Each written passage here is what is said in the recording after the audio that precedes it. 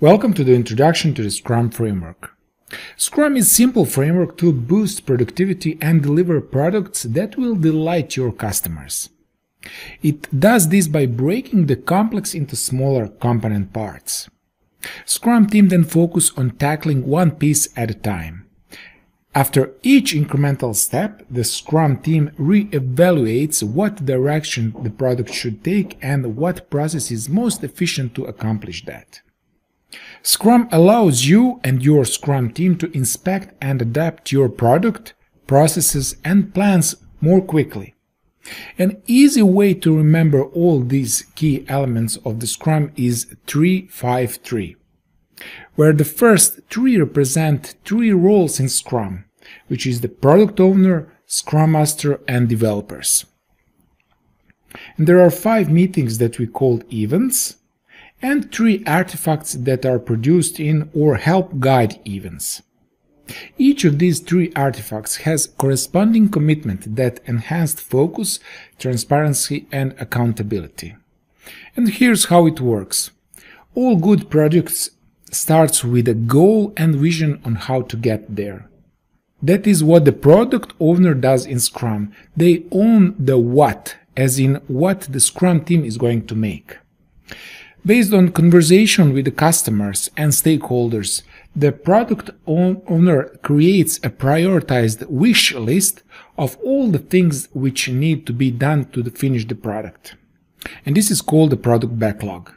And then the Scrum team, comprised of the product owner, Scrum Master, and developers, take a look at the product backlog during the sprint planning, which is the first event in the Scrum.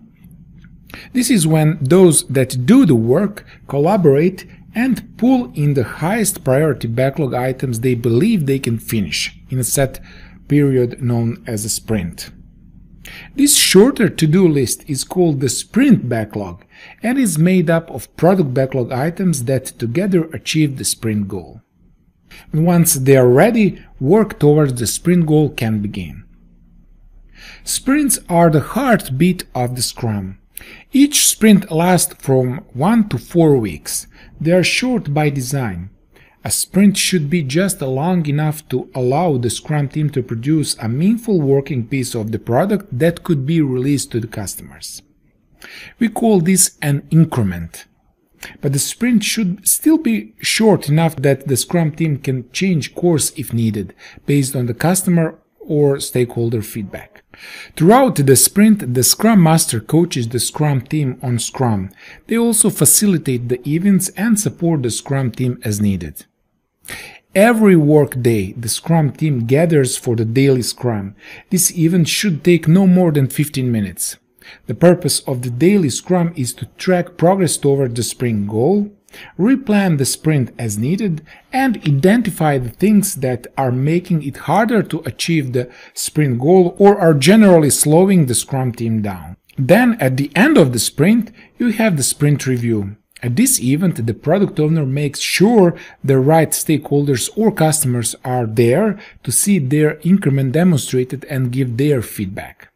And the final event in the sprint is sprint retrospective. This is where the Scrum team looks back on the sprint as whole with a specific focus on the process and agrees on trying something in the next sprint that may boost productivity or make the process work better. And that's the basis of the Scrum framework.